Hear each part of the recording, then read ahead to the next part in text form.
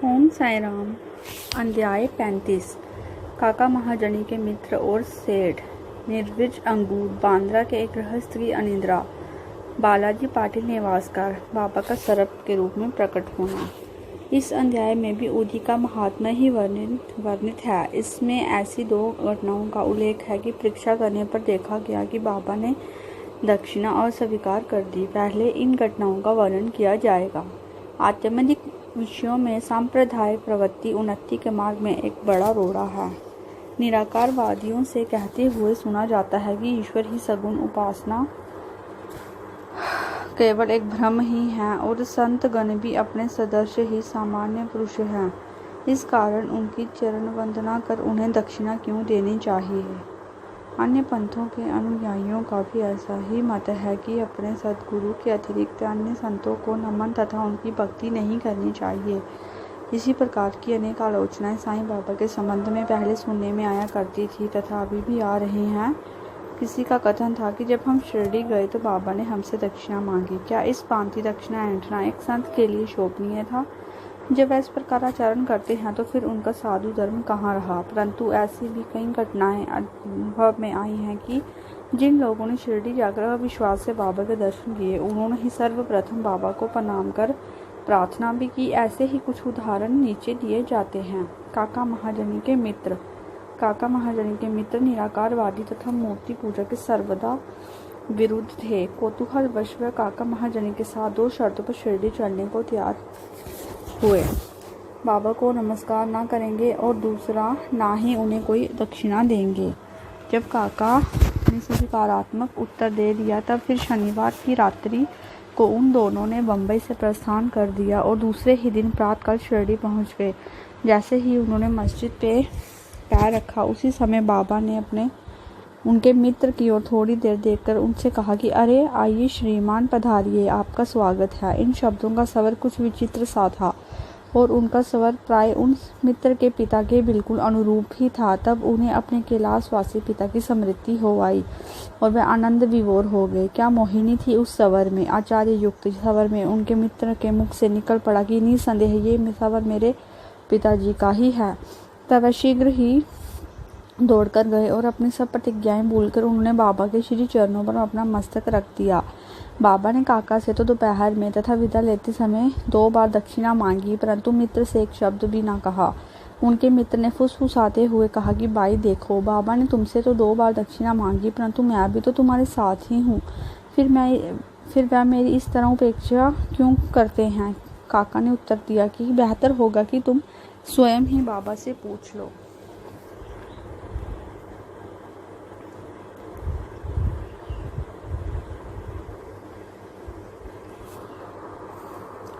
बाबा ने पूछा क्या कानाफूसी हो रही है। तब उनके मित्र ने कहा कि क्या मैं भी आपको दक्षिणा दूं। बाबा ने कहा कि तुम्हारी अनिच्छा देखकर मैंने तुमसे दक्षिणा नहीं मांगी, परंतु यदि तुम्हारी इच्छा ऐसी ही है तो तुम दक्षिणा दे सकते हो।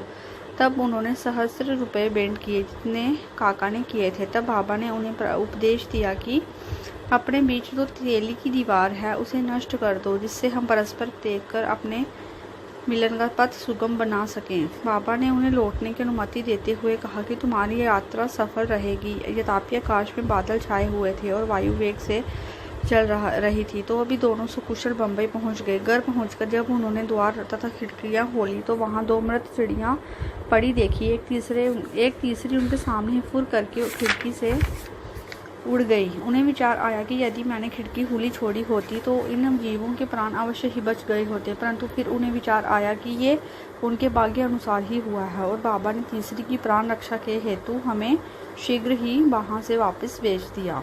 काका महाजनी के सेठ। बम्बई में ठक्कर धनरसी जेठा भाई सॉलिसिटर की एक फर्म थी। काका इस फर्म के व्यवस्थापक थे। सेठ और व्यवस्थापक के संबंध परस्पर अच्छे थे। श्रीमान ठक्कर को ज्ञात था कि काका बहुत शिरडी जाया करते हैं और वहां कुछ दिन ठहरकर बाबा की अनुमति से ही वापस लौटते हैं। कौतूहलवश बाबा की परीक्षा करने के विचार से उन्होंने भी होलिका उत्सव के अवसर पर काका के साथ ही शिरडी जाने का निश्चय किया। काका का शिरडी से लौटना सदैव अनिश्चित सा ही रहता था, इसलिए अपने साथ एक मित्र को लेकर वह तीनों रवाना हो गए। मार्ग में काका ने बाबा को अर्पित करने हेतु 2 सेर अंगूर मोल लिए। ठीक समय पर शिरडी पहुंचकर वह उनके दर्शनार्थ मस्जिद में गए। बाला साहेब तरखट भी तब वहीं पर थे। श्री ठक्कर ने उनसे आने का हेतु पूछा। तरखट ने उत्तर दिया कि मैं तो दर्शन के लिए ही आया हूँ, मुझे चमत्कारों से कोई प्रयोजन नहीं, यहाँ तो भक्तों की हार्दिक इच्छाओं की पूर्ति होती है। काका ने बाबा को नमस्कार कर उन्हें अंगूर अर्पित किए। तब बाबा ने उन्हें वितरित करने की आज्ञा दे दी। श्रीमान ठक्कर को भी कुछ अंगूर मिले। एक तो उन्हें अंगूर रुचिकर ना लगता था, दूसरे इस प्रकार अस्वच्छ खाने की डॉक्टर ने मनाही करी थी, इसीलिए वह कुछ निश्चय न कर सके और ना चाहते हुए भी उन्हें ग्रहण करना पड़ा और फिर दिखावे मात्र में ही उन्होंने मुंह में डाल लिया। अब समझ में नहीं आता था कि उनके बीजों का क्या करें। मस्जिद की फर्श पर तो थूकर नहीं जा सकता था, इसलिए उन्होंने वह बीज अपनी इच्छा के विरुद्ध अपने खीसे में डाल लिए और सोचने लगे कि जब बाबा संत हैं तो वह ये बात कैसे उन्हें अविदित रह सकती है कि मुझे बीज वाले अंगूर नापसंद है। फिर क्या वह मुझे इसके लिए लाचार कर सकते हैं। जैसे ही ये विचार उनके मन में आया, बाबा ने उन्हें कुछ और अंगूर दिए, पर उन्होंने खाया नहीं और अपने हाथ में ले लिया। तब बाबा ने उन्हें खा लेने को कहा। उन्होंने आज्ञा का पालन किया और चबाने पर देखा कि वह सब निर्विज हैं। वह चमत्कार की इच्छा रखते थे, इसलिए उन्हें देखने को मिल गया। उन्होंने सोचा कि बाबा समस्त विचारों को तुरंत जान लेते हैं और मेरी इच्छा अनुसार ही उन्होंने उन्हें बीज रहित बना दिया है। क्या अद्भुत शक्ति है उनमें। फिर शंका निवारणार्थ उन्होंने तरखंड से जो समीप ही बैठे हुए थे और जिन्हें भी थोड़े अंगूर मिले थे, पूछा कि किस किस्म के अंगूर तुम्हें मिले हैं। उत्तर मिला, अच्छे बीजों वाले। श्रीमान ठक्कर को तब और भी आश्चर्य हुआ कि यदि बाबा वास्तव में संत हैं तो अब सर्वप्रथम अंगूर काका को ही दिए जाने चाहिए। इस विचार को जानकर बाबा ने कहा कि अब पुण्य विस्तारण काका से ही आरंभ होना चाहिए। ये सब प्रमाण श्री ठक्कर के लिए पर्याप्त थे। फिर श्यामा ने बाबा से परिचय कराया कि आप ही काका के सेठ हैं। बाबा कहने लगे, ये उनके सेठ कैसे हो सकते हैं, इनके सेठ तो बड़े ही निराले हैं। काका इस उत्तर से सहमत हो गए। अपना हट छोड़कर ठक्कर ने बाबा को प्रणाम किया और वाड़े को लौट आए। मध्य की आरती समाप्त होने के उपरांत वह बाबा से प्रस्थान करने की अनुमति प्राप्त करने के लिए मस्जिद में आए। श्यामा ने उनकी कुछ सिफारिश की। तब बाबा इस प्रकार बोले, एक संकी मस्तिष्क वाला सभ्य पुरुष था जो स्वस्थ और धनी भी था। शारीरिक तथा मानसिक व्यथाओं से मुक्त होने पर भी वह स्वभावतः ही अनावश्यक चिंताओं में डूबा रहता और व्यर्थ ही यहाँ वहाँ भटक कर अशांत बना रहता था। कभी वह शिथिर और कभी चिंतित रहता था। उसकी ऐसी स्थिति देखकर मुझे दया आ गई और मैंने उससे कहा कि कृपया अब आप अपना विश्वास एक इच्छित स्थान पर स्थिर कर लें। इस प्रकार व्यर्थ भटकने से कोई लाभ नहीं।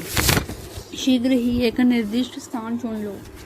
इन शब्दों से ठक्कर की समझ में तुरंत आ गया कि ये सर्वथा मेरी ही कहानी है। उनकी इच्छा थी कि बाबा भी हमारे साथ ही लौटे काका भी उनके साथ ही लौटे। बाबा ने उनका ऐसा विचार जानकर काका को सेठ के साथ ही लौटने की अनुमति दे दी। किसी को विश्वास न था कि काका इतनी शीघ्र शिरडी से प्रस्थान कर सकेंगे। इस प्रकार ठक्कर को बाबा द्वारा विचार जानने का एक और प्रमाण मिल गया। तब बाबा ने काका से 15 रुपये दक्षिणा मांगी और कहने लगे कि यदि मैं किसी से 1 रुपया भी ग्रहण करता हूँ तो उसे 10 गुना लौटाया करता हूँ। मैं किसी की कोई वस्तु बिना मूल्य नहीं लेता और ना तो प्रत्येक से मांगता ही हूँ। जिसकी ओर ईश्वर उंगली दिखाते हैं उससे ही मैं मांगता हूँ और जो गत जन्म का शनि होता है उसकी ही दक्षिणा स्वीकार हो जाती है। दानी देता है और भविष्य में सुंदर उपज का बीजोरोपण करता है। धन का उपयोग धर्मोपार्जन के निमित्त ही होना चाहिए। यदि धन व्यक्तिगत आवश्यकताओं में व्यय किया गया तो वह उसका दुरुपयोग होगा। यदि तुमने पूर्व जन्मों में दान नहीं किया है तो इस जन्म में पाने की आशा कैसे कर सकते हो। इसलिए यदि प्राप्ति की इच्छा रखते हो तो अभी दान करो। दक्षिणा देने से वैराग्य की वृद्धि होती है और वैराग्य प्राप्ति से मुक्ति और ज्ञान बढ़ जाते हैं। 1, 2 और 10 गुना लो। इन शब्दों को सुनकर श्री ठक्कर ने भी अपना संकल्प भूलकर बाबा को प्रणाम करा और 15 रुपये भेंट किए। उन्होंने सोचा कि अच्छा ही हुआ जो मैं शिरडी आ गया। यहाँ मेरी सब शंकाएं नष्ट हो गई और मुझे बहुत कुछ शिक्षा प्राप्त हुई। ऐसे विषयों में बाबा की कुशलता बड़ी अद्वितीय है। यद्यपि वह सब कुछ करते थे फिर भी वह इन सबसे अल्पित रहते थे। नमस्कार करने ना करने वाले दोनों ही उनके लिए एक समान थे। उन्होंने कभी किसी का अनादर नहीं किया। यदि भक्त उनका पूजन करते तो इससे उन्हें ना कोई प्रसन्नता होती और यदि कोई उनकी उपेक्षा करता तो ना ही उन्हें कोई दुख ही होता। वह सुख और दुख की भावना से परे हो चुके थे। अनिद्रा बांद्रा के एक महाशय कायस्थ प्रभु बहुत दिनों से नींद न आने के कारण अस्वस्थ थे। जैसे ही वह सोने लगते, उनके स्वर्गवासी पिता स्वप्न में आकर उन्हें बुरी तरह गालियां देते हुए दिखने लगते थे। इससे निद्रा भंग हो जाती और वह रात्रि भर अशांति महसूस करते थे। हर रात्रि को ऐसा ही होता था, जिससे वह किरकिट विमूढ़ हो गए। एक दिन बाबा के एक भक्त से उन्होंने इस विषय में परामर्श किया।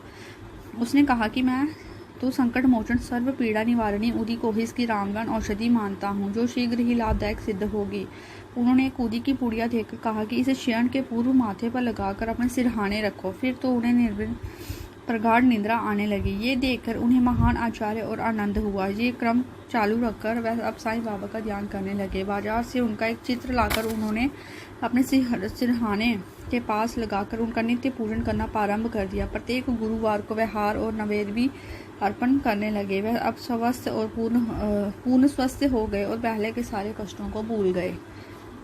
बालाजी पाटिल नेवासकार ये बाबा के परम भक्त थे। ये उनकी निष्काम सेवा किया करते थे। एक दिन में जिन रास्तों से बाबा निकलते थे, उन्हें वह प्रातःकाल ही उठकर झाड़ू लगाकर पूर्ण स्वच्छ रखते थे। इसके पश्चात ये कार्य बाबा की एक परम भक्त महिला राधा कृष्णबाई ने किया और फिर अब्दुल ने। बालाजी जब अपनी फसल काट कर लाते तो वह सब अनाज बाबा को भेंट कर दिया करते थे। उनमें से जो कुछ बाबा उन्हें लौटा देते, उसी से वह अपने कुटुंब का भरण पोषण किया करते थे। ये क्रम अनेक वर्षों तक चला और उनकी मृत्यु के पश्चात अभी भी जारी है। उदी की शक्ति और महात्म्य।